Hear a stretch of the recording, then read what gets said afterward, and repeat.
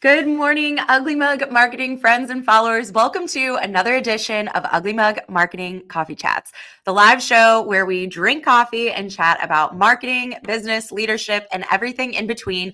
My name is Hannah Balliet, and I am the Director of Communications and Teaching here at Ugly Mug. And today I am joined by Alex Bjork. Alex is our social media department manager. Alex is an absolute social media wizard guru. He knows all the things when it comes to strategy, lead generation, content development. I mean, you name it, Alex knows how to do it and how to teach other people how to do it, which is really an important skill because spoiler alert, we're having an in-person marketing summit next week in Alexandria, Louisiana. So if you are local to Alexandria or in the Louisiana area, we would absolutely love to see you there. I'm going to drop the link for tickets in the comments section after our live show today. But Alex, thank you so much for being on Coffee Chats this morning. Yes. Thank you for having me. It's great to be back. I feel like I think I missed the last one because I was out. So yeah. I feel like it's been a hot minute since we've been on Coffee Chats, but it's good to be back and good to be with everyone. Yeah. I know this is your first Coffee Chats as a dad. Alex was on paternity leave for a little bit there. Yeah. Now we're on the extra Coffee Chats. We're on we need a coffee guzzler again. Right? Yeah. This is like actually third cup of coffee chats. Yes. I don't know what the legal size of coffee that I can bring on the show, but it needs to be bigger than this. So. I need the Venti, Trenta, whatever the largest Starbucks size is. Yeah. Yes. Sophie was wide awake at 5:30 this morning. So we've been up and grinding. She slept great till 5:30, but 5:30 was it was go time. That was it. She was like ready to start her day. Yeah. So, but no, everything's good. It's great to be here. Yeah. Well, awesome. So we're just going to dive right on into things. You know, yesterday we made a post. We sent out an email earlier this week too that you wrote all about how social media marketing is so much more than just posting randomly here and there.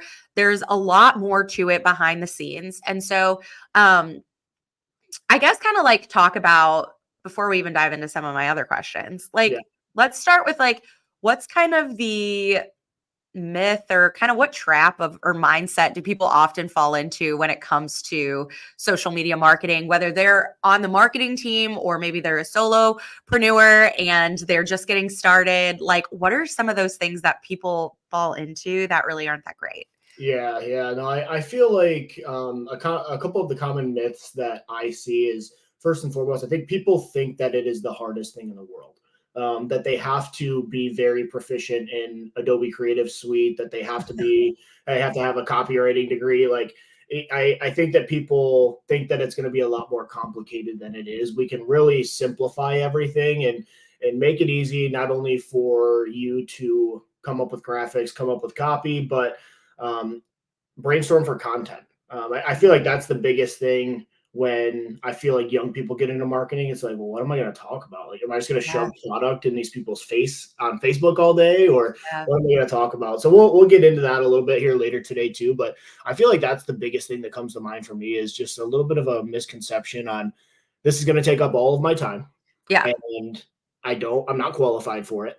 Yeah. And I don't even want to talk about boosting posts or ads. Like, I'm just trying to get a graphic out there. So we'll go through some things today. And like you said, if you're in Central Louisiana, the summit next week will be a really good time, but we'll go through a little bit more in depth then on some different content, different suggestions, different advice, things like that. So yeah, I love that. And I feel like another thing you touched on in your email yesterday too, which by the way, y'all, if you're not on our email list and subscribe to our newsletter, you definitely should be. We send out educational content at least once a week to our email subscribers. But one thing you mentioned in there was people will all of a sudden think, oh, I'm going to post here and there randomly, or I'm going to have so-and-so down the road, their son knows how to work Facebook or Instagram, and they're going to post for me when they can. All of a sudden we get into this mindset of but I'm showing up there sporadically. And then we have this expectation that all of a sudden this is what's going to generate revenue. And it's not, right? Yeah. So in order to be successful and to develop a revenue generating strategy on social media, it's much more than just those sporadic posts here and there. We have to have an actual strategy, not just tactics. And I talked about that a little bit in our post that went out on our Instagram and Facebook yesterday, if you guys want to check that out. So let's dive into what are some of those key components of a social media strategy. Yeah. So we'll go ahead and we'll break this down into 3 different, I'll call them little subsections, and we'll try to breeze through these pretty quick. But the first thing, and if you saw this post, you probably have a brief understanding of where we're going with this. But the first thing is a customer avatar. I think that's another misconception out there, is so many business owners come to us and they're like, hey, who's your ideal client? Who's your ideal customer? Everyone. Oh, I sell to everyone. Yeah. Everyone's my customer. And it's like, well, I mean, technically anybody probably could use most products out there. But if I were to come to you and say, I can give you 100 customers tomorrow, who is that ideal person? Yeah. Like if you're an HVAC company, you're looking for someone in a very specific situation if they're looking to replace their AC unit, right? Mm-hmm. If you are Patagonia, you are looking at somebody very specific to market. Yes, you may see a random person with a Patagonia coat on that might not fill your normal build, but if you spend so much time trying to focus on selling to everyone, you're going to miss your mark on the people that care about you and your business. So the first thing is developing a customer avatar, and that's really laying out who your ideal customers are. That's demographics, that's age, that's location, that's their interests, their hobbies, their thoughts, their feelings, everything that you could think of there. That way we can dial in who we're going to talk to in our market. Yeah, because we don't want to like try selling, to your point, to everybody, because those people might not need or be interested even in what we're selling, or they may not really resonate with our brand. So we're actually wasting money by trying, and we're wasting time too, by like trying to create content or an email or whatever it may be, trying to sell to those people when they in fact have no interest or would never even be a customer of ours. So yes, we want to identify who that actual person is that needs, wants, desires our product or service, because those are the people too that are going to come back again and again and again. And we want repeat customers in all businesses, right? Like that becomes then the foundation for people having a great experience and then becoming evangelists for us. And those are people who go and tell their friend or their neighbor, like, yeah, you should use this company for your landscaping, or we got a new HVAC system from so-and-so and we had a great experience. You should use them too. Like really honing in. Yeah. Like to your point on who that specific person is or people. Like talk to us a little bit. Like, is it just one avatar, or can your business have like a couple of different avatars? Yeah, no, I mean, businesses can have multiple different avatars, and that's kind of where you can get creative on how you put together your marketing, on who you're speaking to, when you're speaking to them. But you can definitely have more than one ideal client. Yeah. But can you market to everyone? Yes and no. Yeah. I would say, yeah. Yeah.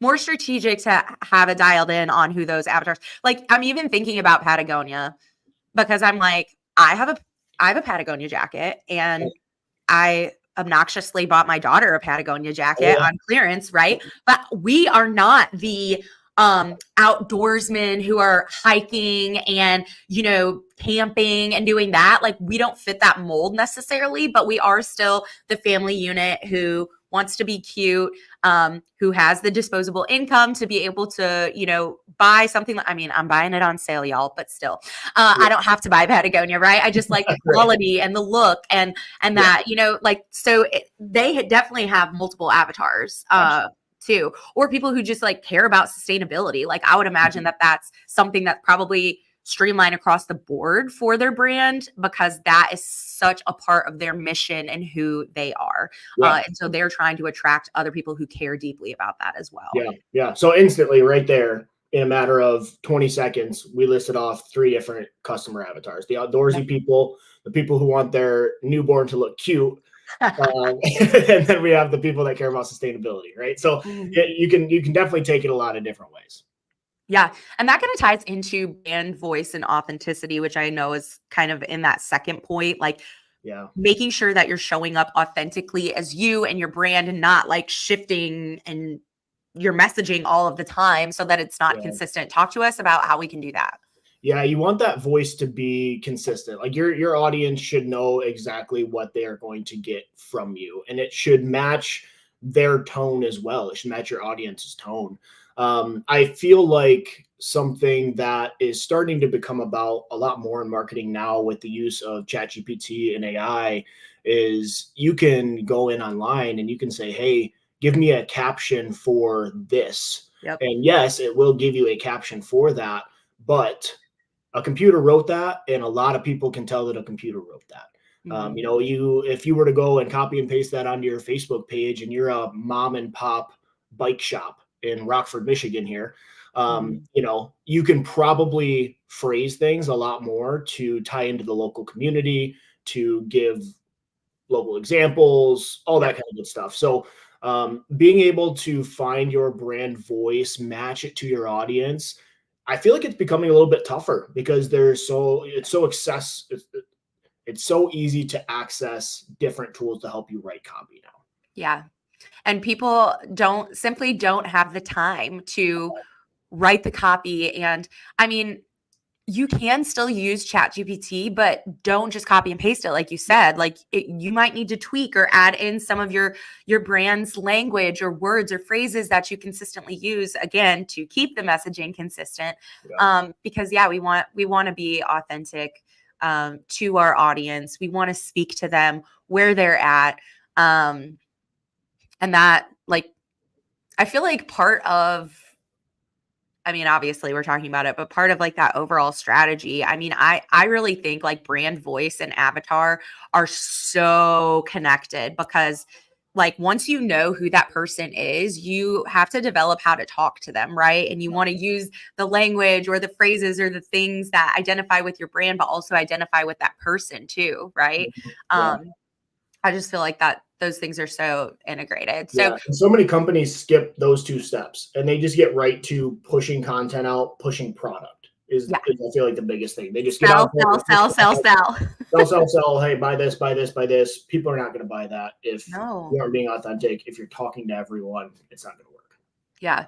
And that's another topic of like making sure that your content is well rounded and that it's not just a bunch of sales posts and that you are actually working on building a relationship with that customer Absolutely. Yeah. is really key. Yeah. So what is the third component of really good sound social media strategy? Yeah, so it's going to be finding a consistent calendar that you can post. Mm, I feel like that's another thing that people get very overwhelmed by.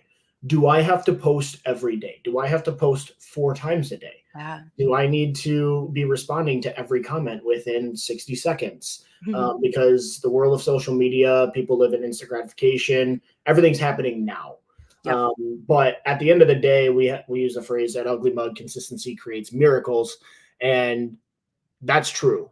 I just want your audience to know what to expect of you. So if it's realistic for your business to post twice a week, post twice a week, but make sure that that's consistent. If I go click on your business's Facebook page and I see that you posted 5 times in a day, but then you haven't posted since October of 2022, that's weird.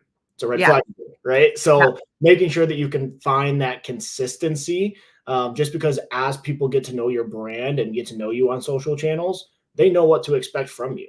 Yeah. I'm a big Detroit Lions fan. I don't think anybody at Ugly Mug is unaware of that, but like No. they probably know their content schedule better than they do. Like I know exactly what's coming from them when their Yeah. game day fits, like the night before game day. I Yeah. know exactly what uniform they're wearing. They're posting it at like the same exact time. So little things like that go a long way with your audience. Yeah. And I think another thing that goes hand in hand with that is you mentioned, do I need to post 50 times a day? I think it's the solopreneurs, especially, but just small business owners and marketers in general get really overwhelmed by, oh my gosh, do I have to be posting 50 times? And then do I have to be doing that 50 times on just that one platform or on across 20 different platforms? Right. And so talk to us a little bit about, I don't want to get too far down this because I have some other good questions that I Yeah. want to get to, but like talk to us a little bit about how do we determine what platforms we even need to be on, because spoiler alert, you don't have to be on all of them, right? Correct. And I think that a lot of companies think they do need to be on every platform. And I think you can just kind of take a step back and use some common sense on going back to your customer avatar and Yes. looking at where those people are hanging out, right? If Yeah. you are in B2B, if you're an insurance company, things like that, should you be active on LinkedIn? Yeah. Yep. Should you be active on Pinterest? Maybe, depending on what your business is, if you're going B2B. Yeah. If you're a boutique, on the flip side, should you be on Pinterest? Should you be on Instagram? Absolutely. Every day, Yeah. right? Should you Yeah. be active on LinkedIn? I mean, you can be, but Yeah. But it's not having the same effect there, right? So yeah. fishing where the fish are, right? And Yes. if your customer avatars, if all of your fish are hanging out on Instagram, you need to be primarily on Instagram. Yeah. And I think that like the distinction with that too, though, is that for the boutique, like your example, Mhm. they like the people that are shopping at the boutique probably are, depending on your boutique's price, they probably are somebody who is spending time on LinkedIn, but they're not thinking about boutique and clothing and shopping when they're on LinkedIn. They're thinking about it though when they're hanging out on Pinterest. Absolutely. And so like making sure you're being strategic. We're not saying, oh, well, your people just totally aren't on LinkedIn, but they're not on LinkedIn to look at that specific thing, right? Like they might be if they're looking for insurance, or if they're a business and looking for, small business insurance, whatever it may be. Yep. So I think that's like a really important distinction with that too. Yeah.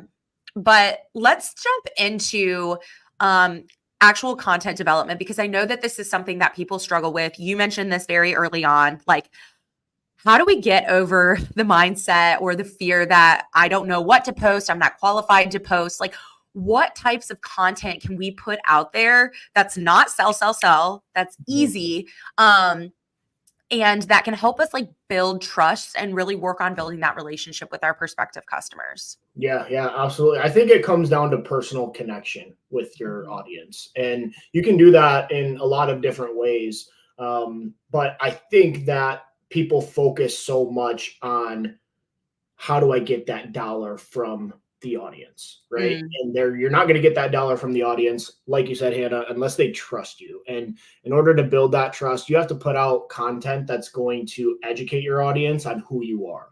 Yeah. So some of my favorite things are like behind the scenes posts, especially depending on your industry. We work with a local place in central Louisiana that does just about any cool thing that you can think of to a car. So, doing behind the scenes or recent work photos or videos, that's really cool stuff, right? I don't have to push product in your face if I can say, hey, take a look at this car that just came in and got this window tint. They got these new wheels. Like, check this out. This is how we did it.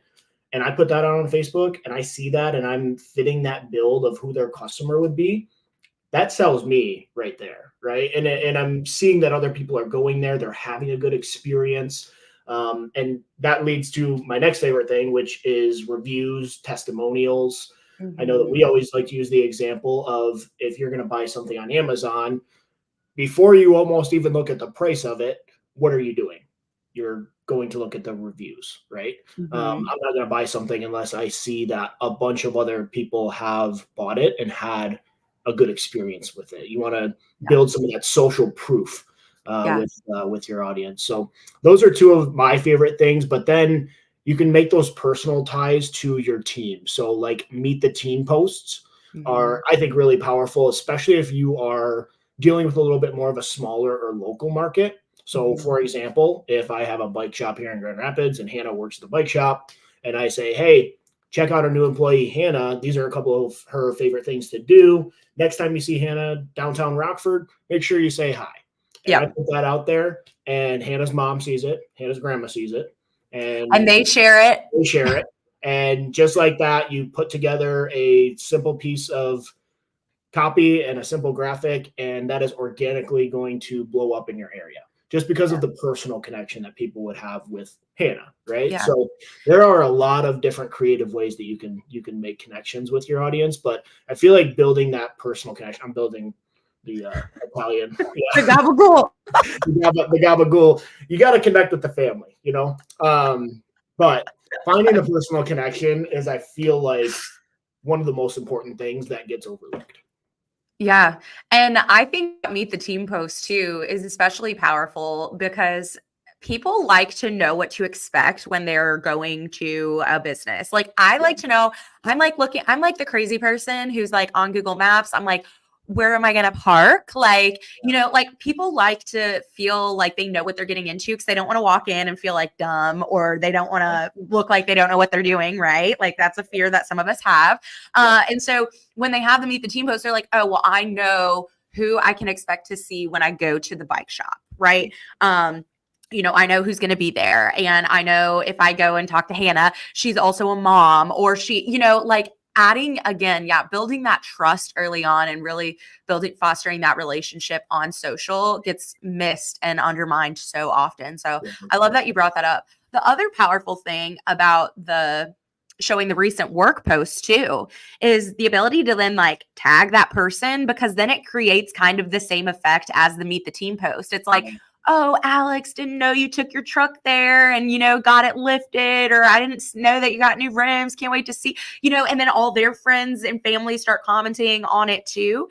And it's like, well, if that person's a customer, they likely surround themselves with other people who are interested in those same things, right? And so that can be a really powerful way, even aside from testimonials, to like have that extra layer of social proof, and build credibility too of your brand and your work that you're actually doing. So I love all of those examples for different types of content. And it's often just around us. We just have to document it.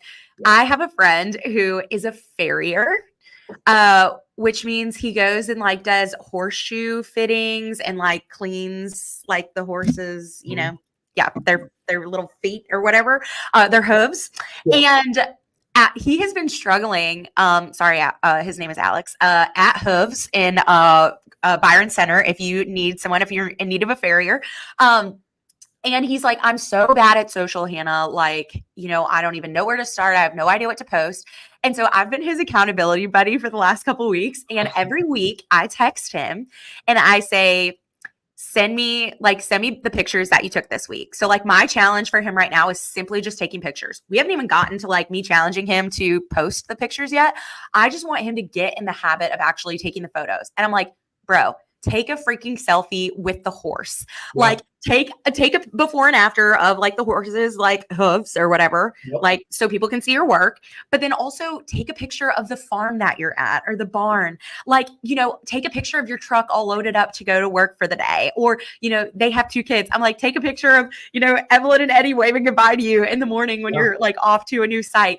I'm like, get in the habit of taking those pictures. And I will tell you that over the last 3 weeks, he has sent me at least 10 photos from the week, all of which could be their own individual post. Like all you have to do is start documenting what's around you. And he's like, my truck, really? And I'm like, yeah, because you could write a post. Like in my mind, I'm like, you could write a post about all the tools that you need or your favorite tool in your truck. Or you could even post, and who cares if that was a week ago, you could post and be like, heading out for the day, truck's all loaded up.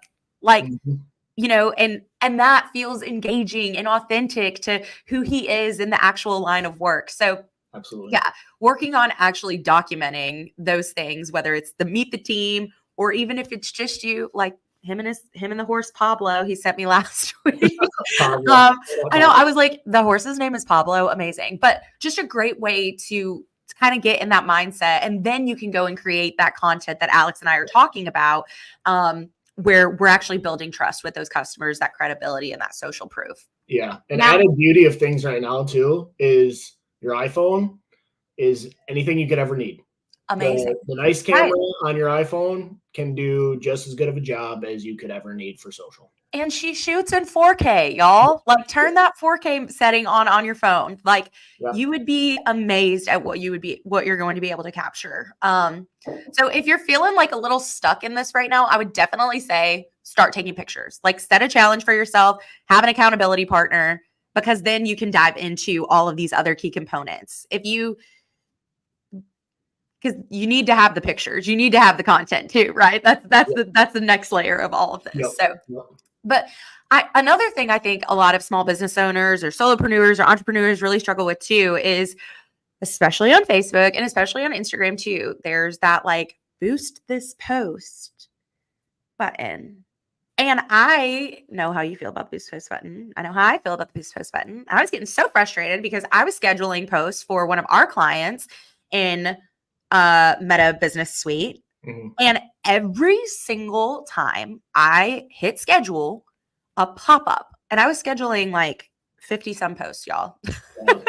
And every single time I scheduled a post, a little pop-up came up and it was like, do you want to boost this post for $14 a day? And my answer was no, absolutely not. So tell us, how does organic compare to paid ads versus paid ads versus a boosted post? Like, what are the difference between all of these things? What are the benefits, the downsides? Give us a skinny on that.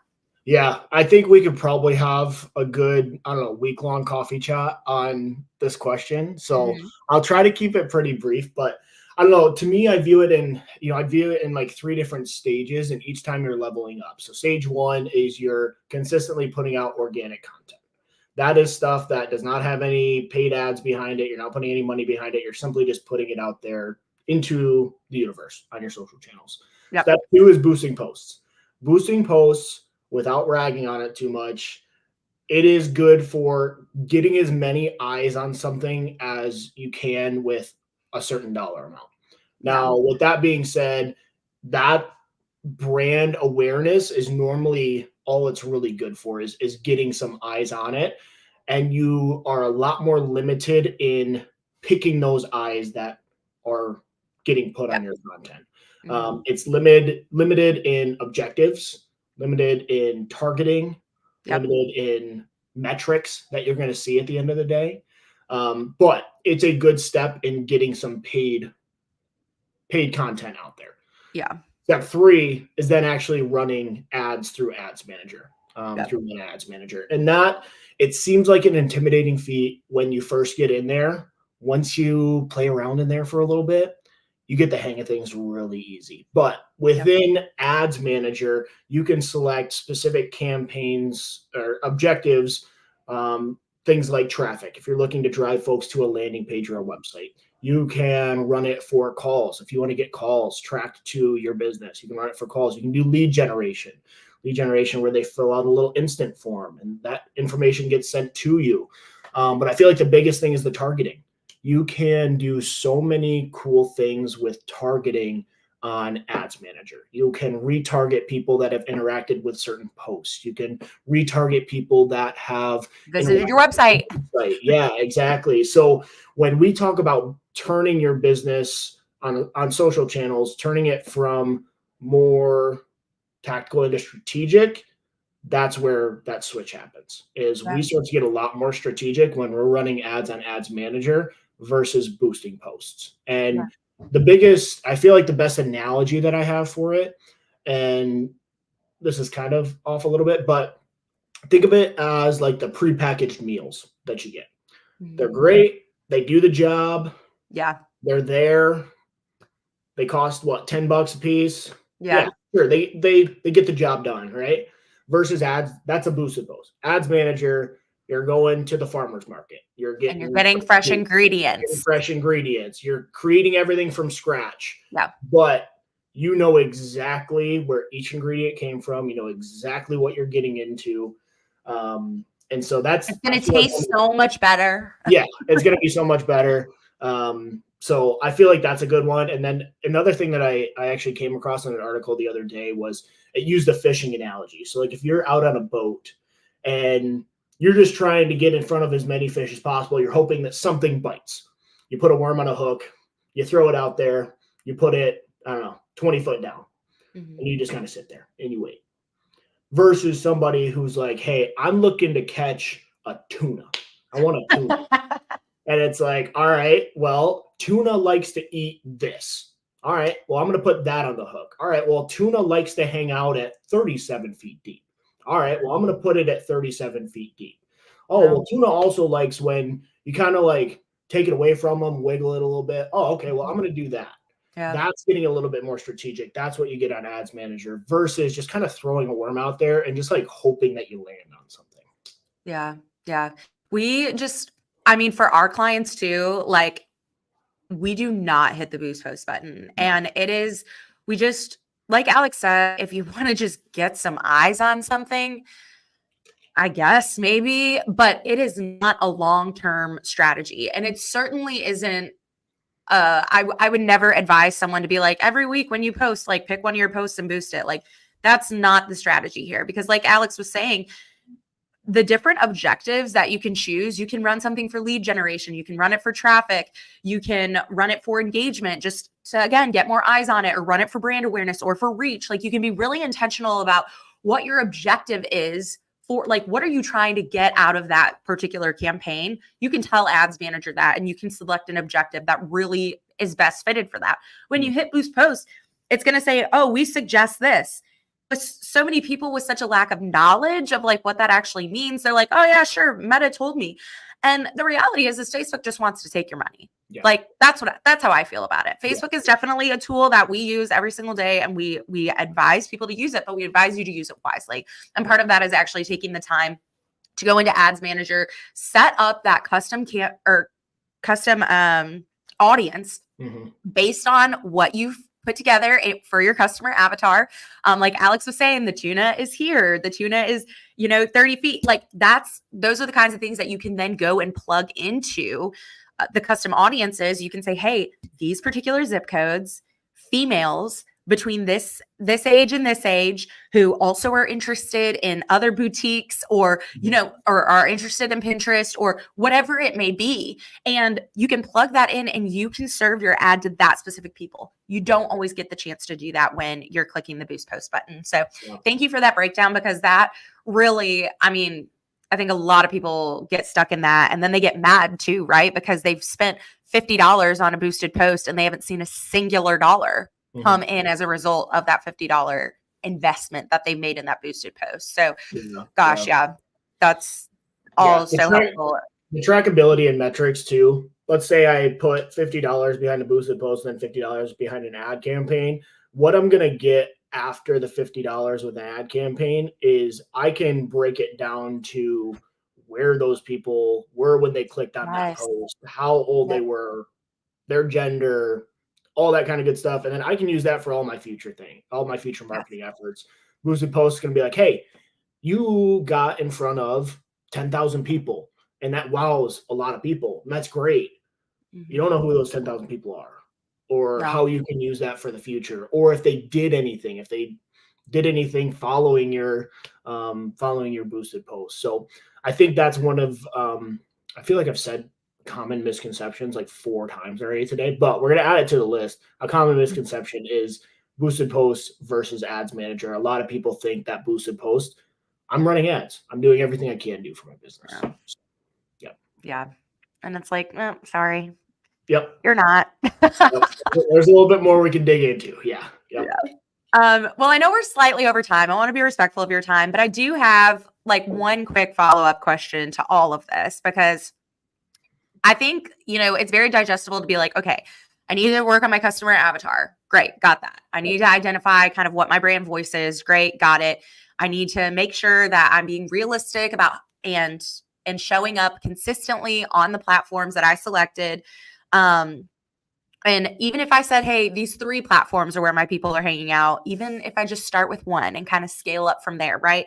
Okay, I've got that. Those are key components of my strategy. I understand what types of content I should be posting to like build that relationship and trust. I know now I shouldn't be hitting the boost post button, rather running ads if I want to kind of get into that paid ad world.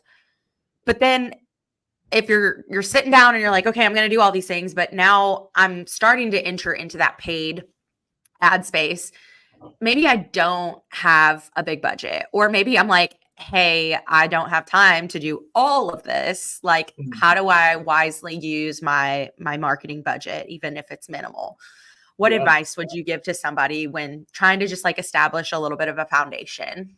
Yeah, absolutely. So this is going to sound broad, but I'm going to say be strategic about it. Like we said, don't just spend a little bit of money to see what might hit. do the work up front of the customer avatar, of building up your voice. That way, whatever marketing dollars you do want to put behind an ad campaign, it is very targeted and it is very specific. And something that a lot of people think about is, if I run ads on Facebook, I have to spend $10,000 a month probably to do that. You don't have to. You don't have to. I know that Wayne, once upon a time with Ugly Mug, we did a 100-hour, $100 challenge where he had $100 to make their marketing efforts go as far as he could on social. And it was pretty astounding to see the results that you could get with $100 with running campaigns. I should find that on our YouTube and drop that. We have not done $100 100-hour challenge, but that's such a perfect example. He had 100 hours to get as many people into a restaurant or to get as many kids registered for this school's open house or something like that. He's done in various industries. And he really walks through the strategy and how he decided how to spend that $100. So even if you only have $100, it is possible. And some people use $100 and stretch that through a whole month for one campaign. And that is possible as well. So if you're watching this and you're like, I don't really even have a marketing budget, or what I would be investing in it would be minimal. It wouldn't be that $10,000 budget like these bigger companies or corporations have. You can get away with running even just one campaign for $100 and make that really intentional. Like you were saying, though, make sure that even if you only have $100, that you're spending it well by identifying that customer avatar, making sure you're using the right language when you're talking to that audience, and then making sure that the ad is crafted in such a way that is really going to speak to that audience. So and that would be my second suggestion going off of that. If you have $100, I would build one unique campaign that really speaks to your audience, and I'd use the money there, as opposed to, I think a lot of people are like, well, I'm going to sprinkle it out and just kind of like see what works. Meta continues to learn the longer that your ads will run. So it's beneficial to have that ad have a little bit more money behind it. Facebook continues to become a little bit more saturated as well. So you want to put a little bit more of those funds behind the things that you truly believe in. Yeah. Well, awesome. This has been jam-packed with so much valuable, great information. Like I said at the beginning, we are having an in-person marketing summit where we are going to deep dive into actually, I think all of the things that we touched on today. And later this week too, actually tomorrow, Megan, one of our digital marketing specialists, she's going to be doing a webinar live on YouTube, LinkedIn, and Facebook, all about developing your customer avatar and 4 reasons why your company should have a customer avatar. So if you're still feeling on the fence about it, or you're not really certain of what that looks like, Megan is going to be walking through step-by-step exactly how to do that, and talking about all the many benefits that it can have for your business once you identify who those customer avatars are for your company. So be on the lookout for that. If you're in Louisiana or in the greater Alexandria, Louisiana area, we would absolutely love to have you at the Marketing Summit next week, Tuesday, from 8:30 in the morning until noon. Location TBD, y'all. We're waiting to see how many people we get in. We don't want to say no to anybody. So get registered for that. I'm going to drop the link in the comments there. I'll also drop the link for the $100 100-hour challenge that Alex mentioned, that Wayne put together. I think that's all the announcements that I have. But before we go, Alex, I want to ask you, what is one thing that you are looking forward to this year, professionally at Ugly Mug or personally in your life this year? That's a tough one. I'll say professionally, I'm looking forward to coming to Louisiana next week. And seeing everybody in person. I'm coming down to Louisiana from Michigan. Hannah's coming in from North Carolina. So it'll be good to see our entire team in person. And like Hannah said, we have the summit next Tuesday. And then personally, watching my daughter grow up. It's I feel like it's already been crazy. She's 7 weeks tomorrow and she's already smiling and giggling. And so I feel like the steps that we've seen over the last 7 weeks, it might have been like the longest 7 weeks of my life. But the longest, fastest. Yes. That's what I tell everybody. I'm like, the first year, like, my daughter just turned 1. Charlie just turned 1 like 2 weeks ago or whatever now. And I'm just like, it was the fastest, slowest, longest, shortest, just Hard to describe. Yeah. Really, like, truly hard to describe year of my life, but I have felt that way every month of my Yeah. life. Yeah. Yeah, Definitely. it's So just crazy. trying to slow that down and take it in as best I can. So, Yeah. yeah. I love that. Well, Alex, thank you again so much for being on Coffee Chats today. Y'all, next week we are taking a little bit of a break from Coffee Chats. Like Alex mentioned, we are flying to Alexandria, Louisiana to Ugly Mug Marketing headquarters for our quarterly team meeting, which will take place during Coffee Chats. So no Coffee Chat next week, but the week after we will be back at it and never before. I am so excited for Q3 Coffee Chats and even sneak peek into Q4 Coffee Chats. We have a lot of friends of Ugly Mug, experts, external guests. We have hiring author or an author who has written a book on hiring who's going to be joining us later this year. We have Josh Monin, who is a sales funnel development expert. He's going to be joining us on Coffee Chats later this year. I've been grinding and hustling, asking people to come and join us to really talk about the things that y'all want to learn about. So if you have anything that you particularly want to hear, would love to have, or if you're like, hey, get this guest on Coffee Chats, right? Drop that in the comments too. I want to make sure that this show is really in alignment with what y'all are looking for, not just me sitting here talking to whoever about things that you don't care about. I want to talk about the important topics and challenges that you're facing so that this can be a resource for y'all in general, right? So no Coffee Chat next week, but we'll catch you the week after. Alex, thank you again, and we will see y'all next time. Bye, everyone. Yes.